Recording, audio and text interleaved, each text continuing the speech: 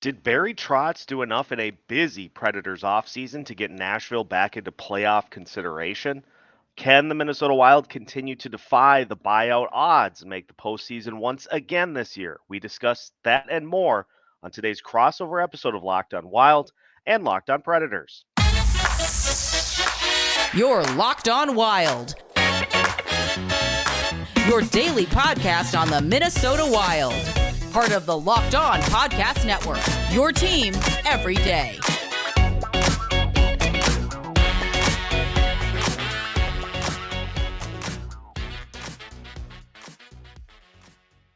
Welcome to a special crossover edition of Locked on Predators and Locked on Wild. Thank you for making each of our shows your first listens of the day. Both Locked on Preds and Locked on Wild are your free daily hockey podcast available wherever you get your podcasts and on YouTube. Also part of the Locked on Podcast Network, your team every day. I'm Nick Morgan from Locked on Predators. I am joined by my big boy to my Andre 3000, Seth Tupal from Locked on Wild. Seth, welcome, my friend. Good to be here and good to be that much closer to the start of the regular season where we can finally see all these Central Division opponents start butting heads and try to figure out who is going to hoist the Stanley Cup this season and who is going to try to one-up the last year's team in terms of celebrating with it. Yeah. First Predators preseason game, 2 weeks from today, 12 days from today. So, yeah, we're right there in terms of actual hockey. And it seems like it's going to be kind of an interesting preseason for both the Preds and Wild. Because, Seth, these are two teams who had quite busy off seasons, maybe for a little bit different reasons. But, you know, the Wild, of course, losing some guys like Matthew Dumba, John Klingberg, who you brought over at the deadline, Gustav Nyquist.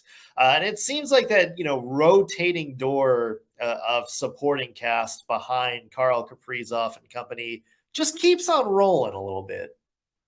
Yeah, it was interesting, more so for the departures than the incoming players, because you had John Klingberg, Gustav Nyquist, you had Matt Dumba, you had Sam Steele. All those guys depart, and they did fill important roles to varying degrees. And so it's not going to be super easy to fill those spots. Ryan Reeves, another guy who left for Toronto, and Bill Guerin still finds a way to plug up pretty much all of those holes. He trades for Pat Maroon for basically like a quarter that he found on the sidewalk, and he's able to throw Brock Faber into Matt Dumba's spot in the lineup. There really are few question marks for this team as we get set for the season, and it's more so just like we're keeping the band together and we're just going to roll with this group as long as we can, as long as they're still competitive. And so this is going to be a real test for this team this year to see if they can do what they did last year, which was win without scoring a ton of goals. Can they do that again this year? It remains to be seen. Yeah, you and I actually talked about this Tuesday on the Locked On NHL podcast. And it just seemed like Minnesota is kind of just keeping a Band-Aid on things until that cap situation improves in a couple of years. Like, let's make sure we got the young guys locked in. Like, let's make sure Kaprizov's happy. Matt Boldy just got a big deal. I think Joel Eriksson X new contract starts this year. So it really does seem like the Wild are just kind of, I guess, trying to be in the contendership conversation until they have the capital to really, you know, go hardcore and go for it and really start to build around some of their young guys. Yeah, Bill Guerin doesn't want to have to rip this thing all the way down because what sense does it make to go complete teardown and hope that you can be back in the playoff conversation in a 2-year window? That's not likely to happen. And so his view is to keep this team at playoff caliber, so that then in 2 seasons, once this buyout money is gone, then you can add to a playoff caliber roster with players that can turn it from a playoff caliber to a legitimate contender. And so you're filling some spots with prospects. You're going to fill some spots via trade. You're going to fill some spots via free agency. But the hope is that the list of spots you have to fill are smaller than like shipping off all the parts, getting a high draft pick, and hoping, okay, we can be back to where we want to be 2 seasons from now. Yeah. Meanwhile, it seems like the Nashville Predators are kind of in a different spot because this offseason, in a way, was about a teardown. You go back to the trade deadline. Matthias Ekholm gone. Mikael Granlund, your boy, gone. Nino Niederreiter gone. Tanner Jeannot gone. And then this offseason, making big moves to get Ryan Johansson and Matt Duchene off the books, and you bring in some guys like your boy Gustav Nyquist, Ryan O'Reilly, Luke Shen, new faces to kind of, as Barry Trotz called it, change the culture. And it's funny because initially when the Predators announced all these, when they announced all these departures, it seemed like they were going for the, okay, we're tearing this down. We're going to rebuild from scratch, get the prospects going. And then, they brought in those guys like, Ryan O'Reilly. And now it's sort of more up in the air is what's the actual end goal for Barry Trotz this season? Because, you do have Roman Josi, you do have UC Saros, and you do have Philip Forsberg, 3 guys you want to build around. So it sort of, and I'm curious your take from an outside perspective, but from us, it kind of seems like Barry Trotz is kind of do the same thing. Like, let's just be good enough that we're sort of in striking range. Maybe, can get into the playoffs if things go right. From an outside perspective, does it also kind of seem like the Predators are in that spot now?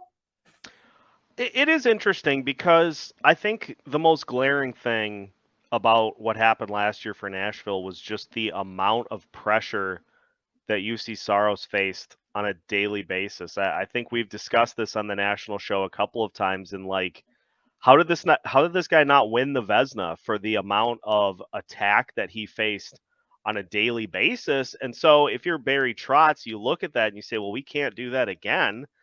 And so you try to fill the roster with some different pieces. But for me, it's all about like net positive. So you have a roster last year and you had all these guys that they get rid of. And so you maybe come down to like here. You add the players to the mix to fill those spots. Did they come back up? That's going to be interesting to see. It's a hard roster to visualize at this point. I'm going to need to see it on the ice to kind of figure out what the heck the Predators look like, which I'm sure you're in agreement on that take. But I applaud Barry Trotz for kind of trying to go about it a different way because I don't think there's any way that what happened last year can be acceptable to just happen again. No. And it's interesting because new head coach Andrew Brunette, usually when you have prospects coming up through the system or you bring in, a free agent, like the coaches, still there, you can kind of be like, okay, like we envision this guy playing here. This prospect's kind of ready to jump into this spot. But for the Preds, we really don't know because we don't know how Andrew Brunette is going to kind of use everybody. A strategy that may have really benefited somebody like Tommy Novak last year for the Preds, maybe it doesn't gel as well for somebody like Andrew Brunette, who's more of a, kind of a run and gun all out offense style. So I think that's also the hard part is we don't even know what like the old guard is going to look like this year, let alone some of the new people we've brought in. Yeah, it's all about with having a guy like Ryan O'Reilly leading the charge, can he get that team on the ground, kind of get them to hit the ground running to start the season is I think going to be important because any of these teams, and I'll throw the Wild into this category as well, you start the season playing good hockey, gives you some life. It gives you some enthusiasm of, hey, we might be a little better than we thought we were. But if you have like the Wild, for instance, last year, 0-3 start, they give up 20 goals in 3 games, and everybody's like, what is happening? Like, is this a team that's gonna contend for the number 1 overall pick? Like, if you have a team that's a little unsure of where they're gonna be, if they can hit the ground running and get off to a good start, that can lead to some confidence and can lead you to be one of those teams that maybe wins a few games that you shouldn't, just because you've got that confidence that you're playing with, whereas other teams don't necessarily. Yeah. And speaking of confidence, one thing I think both of our fan bases are confident about is the future of our team. Some good players in the pipeline. We're going to talk about some potential breakout stars for both teams coming up here in just a second. But first, want to mention today's episode is brought to you by Jace Medical. Folks, we've seen the news over the past couple of years with the pandemic and some of the shortages and stuff like that. When an emergency happens, sometimes a lot of us can be caught unprepared. Maybe not ready, maybe not have all the supplies we need. That's where Jace Medical comes in. Jace Medical believes that everyone should be empowered to care for themselves and their loved ones during the unexpected. So that's why they have the Jace case. The Jace case provides 5 life-saving antibiotics for emergency use. And all it takes to get a Jace case is to fill out a simple online form. And in some cases, jump on a quick call with a board certified physician, and you get ongoing care from Jace's physicians on any treatment related questions. Doctor created, doctor recommended. So don't get caught unprepared when storms, shortages, pandemics, and supply chain issues strike. Make sure you have what you need to keep you and your family safe. So save more than $360 by getting these life-saving antibiotics with Jace Medical, plus an additional $20 off by using my code at LOCKEDON at checkout on jacemedical.com. That's Jace Medical, Jase medical.com. All right, we're back with a special crossover edition of the Locked On Predators and Locked On Wild, joined by Seth Tupol. I'm Nick Morgan from Locked On Predators. Seth, one thing that we can say about both the Preds and Wild is the prospect pools. They is glistening, my friend, packed with a lot of good blue chip prospects who are ready maybe to start taking that next step. So I ask you, from a Preds fan, who's somebody on the Minnesota Wild, maybe 1 or 2 people that you see as maybe being breakout candidates for this season? Well, I think one that will draw a lot of attention is Brock Faber, who got his start last year, like the last week of the season after the Gopher season was finished. He stepped in, and a big thing with a lot of young NHL players is, do they look the part? He looked more than the part in the games that he played down the stretch, and then in the postseason against the Dallas Stars, had maybe the play of the series, where in the game 1 triple overtime thriller, he was able to get his puck on his stick on a puck and deflect it away from the net in a situation in which I think Dallas had an odd man rush at that point. And so he was able to deflect a puck away from the net to keep the game tied. And it was just the most absurd thing you will see from like a 10-year vet, let alone a rookie who is starting his first games at the NHL level. He will be paired most likely with Jonas Brodin, who is a fantastic defenseman. And so even if there are some jitters for Brock Faber, Jonas Brodin has worked with several defensemen who are not exactly elite on the defensive side of the ice. And so having somebody that is a little more responsible is, I think, going to allow Brodin to do way more than he has been able to the last couple of years. So Brock Faber is one that I'm really excited to see this season. Obviously, the big one is going to be Marco Rossi and what he is able to do for this team if he's able to translate his skills from Iowa to the NHL level. But there are three names that I am really excited about that will be making the trek to North America next year. And that is the trio of Danila Yurov, Liam Ohgren, and Marat Khusnutdinov. It's to the point that Kirill Kaprizov has been texting with Yurov, keeping an eye on his status, because there is hope that Yurov can be maybe the line complement to Kirill Kaprizov once Matt Zuccarello has moved on. Mhm. Dude's got some skill, and so if he can continue to cultivate that, this team is going to have a dangerous top six if those three guys can equate to that in some way. So you got the players this year to watch, but there's also plenty of other players to keep an eye on here as the next couple of seasons unfold. Yeah, that wild prospect pipeline is scary. It's outrageous. Yeah. It's outrageous. Yeah, and there's not to mention even like young guys, on the roster like Gustafsson right now, who's only 25 years old and has a big career ahead of him. And not didn't even mention Matthew Boldy, who just turned 22 and had himself a breakout year, is going to get even better this year. So it's crazy to see just the depth of the Minnesota Wild's prospect pool. Yeah, and it's going to be tough to contend with in the Central. I'll tell you that much. It is, and Nick, I'm very curious about a guy that you already referenced, but one that really came into his own in the second half of the season. He terrorized the Minnesota Wild at the XL Energy Center in one of the head-to-head matchups between these two teams. Give me the lowdown on Tommy Novak, because he seemed like a guy that found his comfort zone as the season wore on, maybe after some of the pressure was off this team and they were just playing to see how things turned out. He had a fantastic year, and I'm guessing that you guys are very excited to see what he has in store going forward.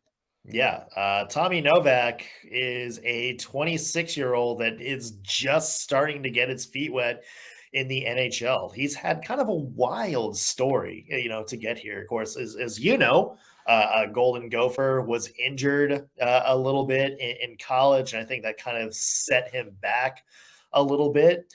Made his NHL debut 2 seasons ago, got up to a hard start, and was kind of, just kind of like, you didn't really see that much out of him. So he went back to Milwaukee, and there's a lot of us that thought, okay, that's probably the last we're going to see of Tommy Novak for a while. Nobody really batted an eye when he was called up to the team again, sort of, just before Christmas time.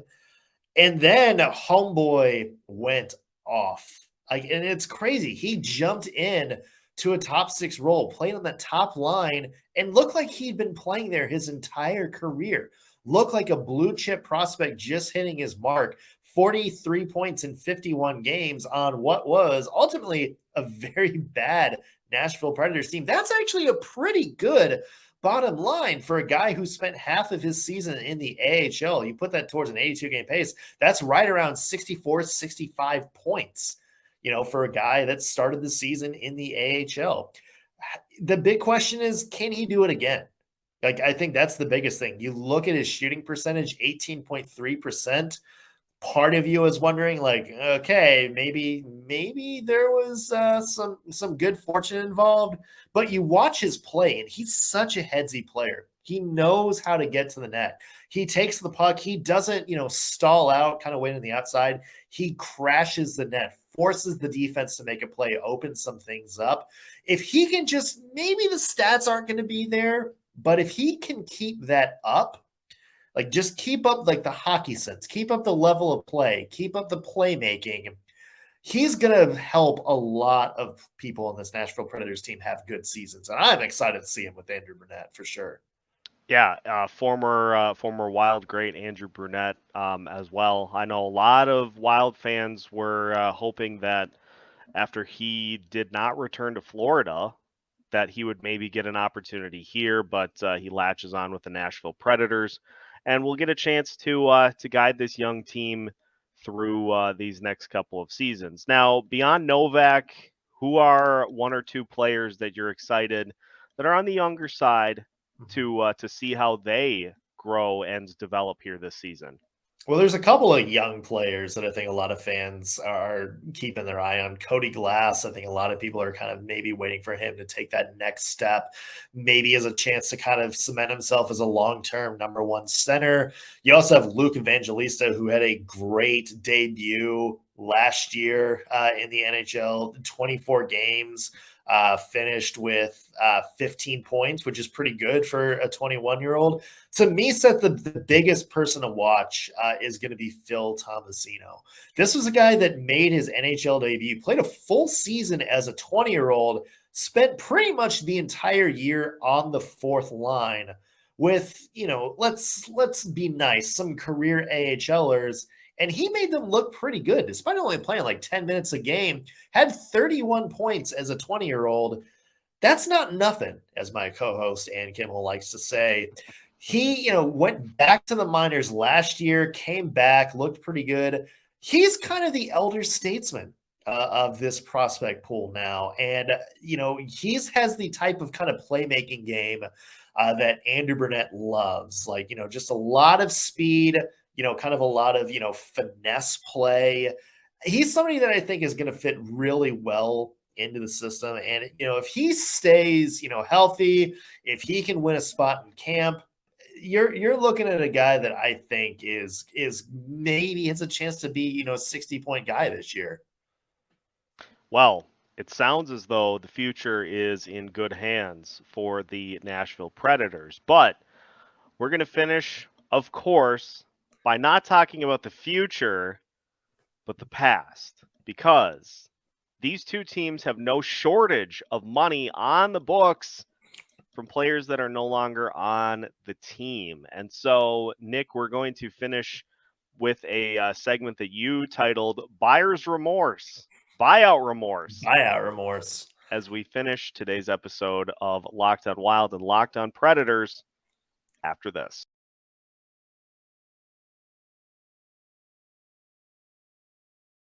All right. Thank you for joining our special crossover episode between the Locked On Preds and Locked On Wild.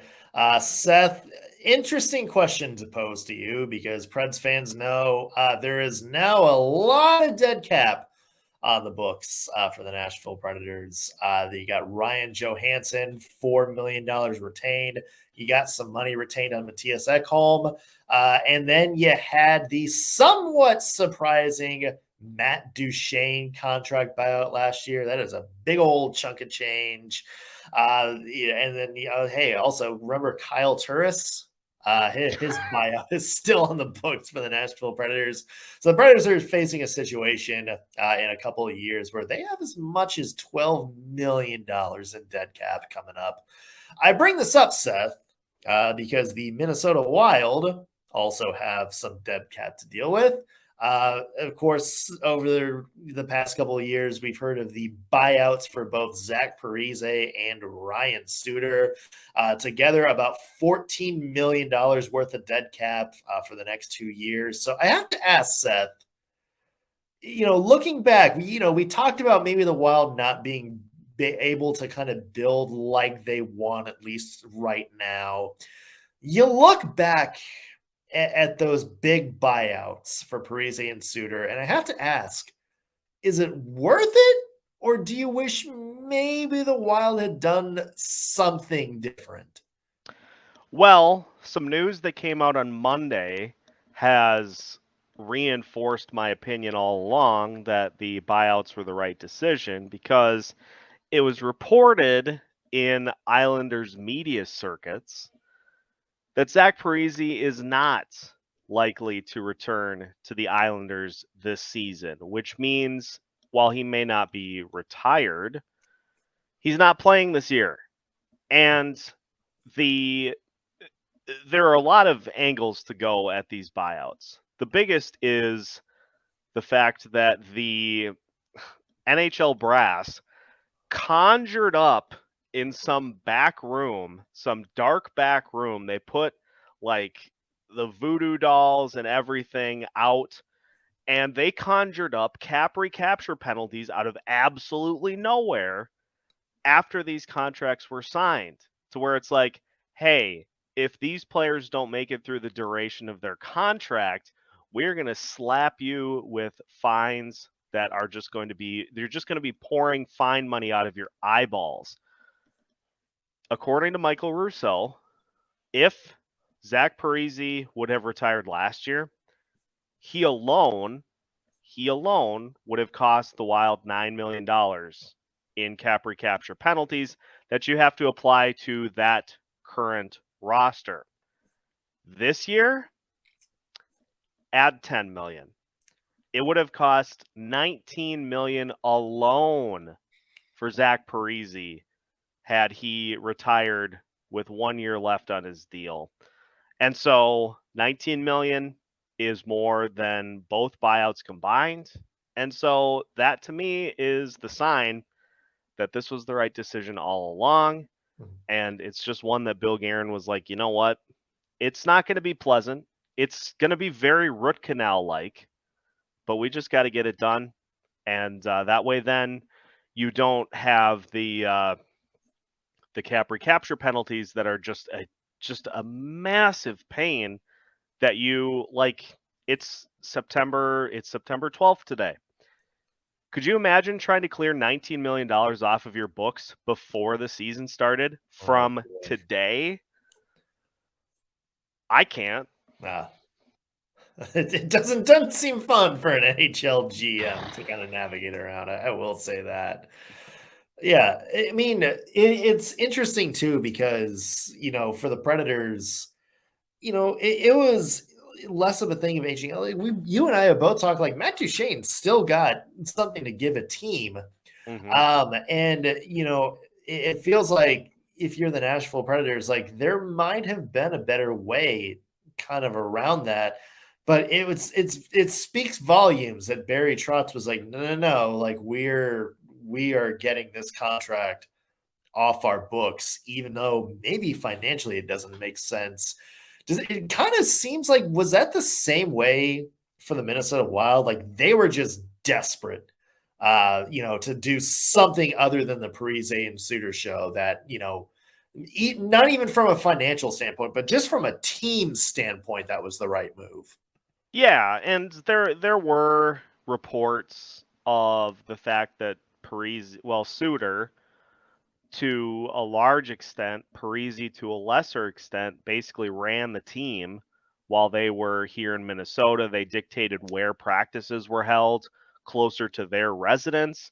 I know Suter in particular looked at his time on ice and was not particularly pleased if he didn't hit particular thresholds in that area, especially on the power play. And so I think Bill Guerin came in and just said, enough of this. Like, we're not going to have a team that's run by two players, and whatever it takes to make them not be here, we're just going to do it. And the clubhouse vibe, the room vibe since they left has been exponentially better, to the point that you just hear people going out of their way to talk about how much they enjoy playing in Minnesota, how they want to be here. You have players like Ryan Hartman taking exponentially less than he would earn on the free agent market to stay in Minnesota. And I would be shocked if there were other players that didn't do the same, that are impending free agents. Just because this is what everybody I think had envisioned when Bill Guerin started, and now it's not toxic, and it's just a much nicer environment to have hockey games going on.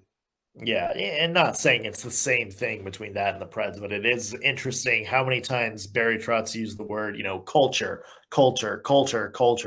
when he's talking about some of these off-season moves. So it is very interesting to see kind of how both teams are going to wind up, kind of navigating some of this dead cap over the next couple of years. And, we mentioned earlier, Minnesota has a big, wealth of prospects who conveniently might be ready for a big role as soon as the cap hit comes off the books.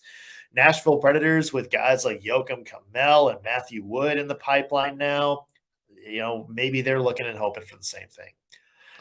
Seth, It's been a pleasure, my friend. Let us know, let the Preds fans know where they can find your work. You can follow my A+ sports takes on X at Seth Toups. Also, make sure to follow Locked On Wild on all of your favorite social media platforms. You can follow the podcast on YouTube and on your favorite podcast platforms as well. We've got some things that will be happening. That's about the only way I can describe it. Some things that are going to be happening on the interactive side with Locked On Wild. You'll want to make sure that you follow all of those different social media platforms. We'll see you then. We're 2 weeks away from preseason hockey. It's finally here. Yeah. You can find me at _NS Morgan. Listen to the Locked On Predators podcast every day on whatever platform you use for podcasting, or watch us on YouTube. We got some good preseason content coming out here in the next couple of weeks. You can also find my work at penaltyboxradio.com if you want to know more about the Preds. Thank you for joining us for this crossover edition of Locked On Preds and Locked On Wild. For Seth Paul, I'm Nick Morgan. Thanks for making us your first listen of the day. Each of us will be back later with some new shows. See you then.